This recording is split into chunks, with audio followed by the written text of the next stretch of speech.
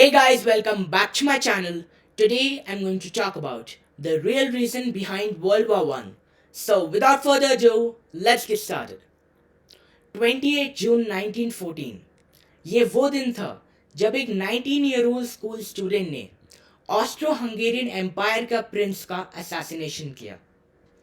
इस इंसिडेंट के बाद से ही वर्ल्ड वॉर वन ट्रिगर हो गई और ये वॉर चली थी 1914 से लेके 1918 तक। In this war there were over 20 million casualties, मतलब 2 करोड़ से ज़्यादा लोगों की जान गई इस युद्ध में। बहुत सारी एंशियंट एम्पायर्स ख़त्म हो गई, जैसे आपकी German empire, British empire, Russian empire, Ottoman empire, ये सारी एम्पायर्स ख़त्म हो गई।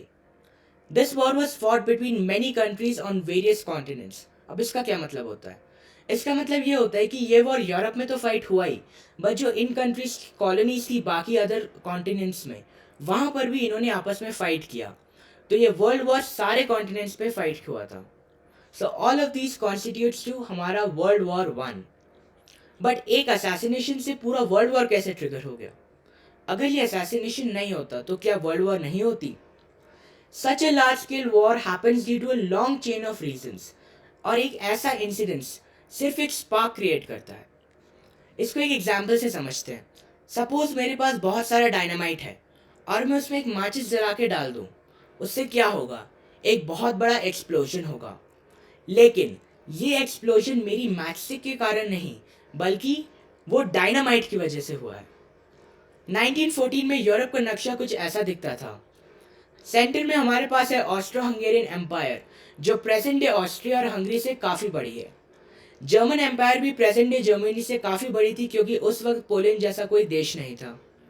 रशिया में रशियन एम्पायर थी। प्रेजेंट डे टर्की में हमारे पास ऑटोमन एम्पायर थी, और इसके अलावा हमारे पास यूनाइटेड किंगडम और फ्रांस था। इस टाइम पे मोस्ट यूरोपियन कंट्रीज वर मोनार्कीज। याद ध्यान रखिए, मैंने ये नहीं बोला सारी यूरोपियन कंट्रीज मोनार्कीज थी, बट बोला मोस्ट। ऐसा क्यों? बिकॉज यूरोप में उस वक्त सिर्फ 3 डेमोक्रेसीज थी, फ्रांस, स्विट्जरलैंड और सैन मरीनो। ईस्टर्न यूरोप की कंट्रीज़ को बाल्कन कंट्रीज़ के नाम से भी जाना जाता है। इसे आप याद रखिए क्योंकि ये हमारी स्टोरी के लिए इम्पॉर्टेंट है। अब हम जाते हैं 1878 में। इस टाइम पे वॉर हुई थी रशियन एम्पायर और ऑटोमन एम्पायर के बीच में। रशियन एम्पायर बाल्कन कंट्रीज़ को ऑटोमन एम्पायर से सेपरेट होने में हेल्प कर रही थी। After the war treaty of Berlin was signed in 1878। इस ट्रीटी के हिसाब से ऑस्ट्रो हंगेरियन एम्पायर जो थी वो बॉस्निया को एडमिनिस्टर कर सकती थी, बट ये हमेशा से ऑटोमन एम्पायर का ही पार्ट रहेगा। लेकिन क्या हुआ? 1908 में ऑस्ट्रो हंगेरियन एम्पायर ने एनेक्स कर लिया बॉस्निया को, और सर्बिया जैसा देश इसके अगेंस्ट था। 1909 में रशिया ने सर्बिया को सपोर्ट किया और एनेक्सेशन ऑफ बॉस्निया के अगेंस्ट रहा है। उसके बाद क्या होता है? ऑस्ट्रो हंगेरियन पे प्रेशर आता है क्योंकि वो रशिया और सर्बिया से घिर चुका है। तो ऑस्ट्रिया जर्मनी से हेल्प मांगता है कि एनेक्सेशन में अगर रशिया इंटरफेयर करेगा तो जर्मनी उसको हेल्प करेगा रशिया के अगेंस्ट फाइट करने में।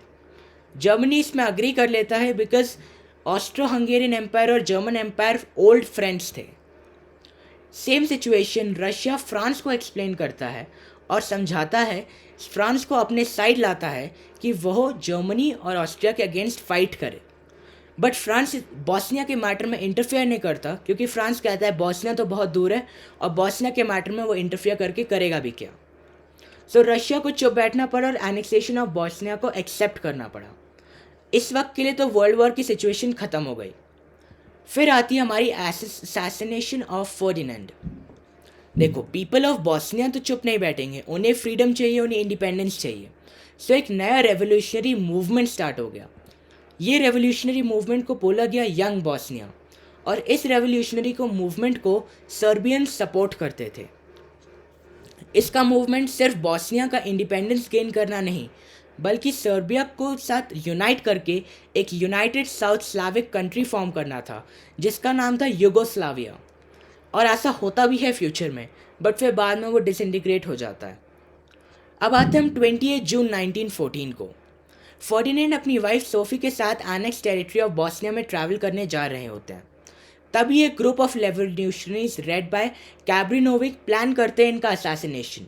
इनका फर्स्ट टेक्निक होता है कि इनकी कार को बॉम्ब करेंगे, बट जब वो बॉम्ब फेंकते हैं उनकी कार से स्लिप होकर एक रोड पे गिर जाता है जिसमें 20 से ज़्यादा लोग घायल होते हैं। फर्डिनेंड फिर जाते हैं हॉस्पिटल इंजर्ड लोगों से मिलने।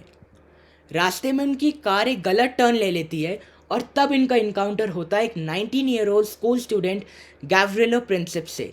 हाँ जी, ये वही गैव्रिलो प्रिंसिप है जिसकी मैंने बात की थी वीडियो के स्टार्टिंग में। गैव्रिलो फायर करते हैं सोफी और फर्डिनेंड पे और इनका असैसिनेशन कर देते हैं।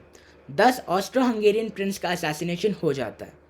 इससे ऑस्ट्रो हंगेरियन एम्परर को गुस्सा आता है और वो सर्बिया के साथ वॉर शुरू कर देते हैं। बट बाकी कंट्रीज इस वॉर में इन्वॉल्व कैसे हुई और वर्ल्ड वॉर कैसे शुरू हुआ, ये मैं बताऊंगा आपको इस वीडियो के नेक्स्ट पार्ट में। अगर आपको ये वीडियो पसंद आए तो please like the video, share it and subscribe to my channel.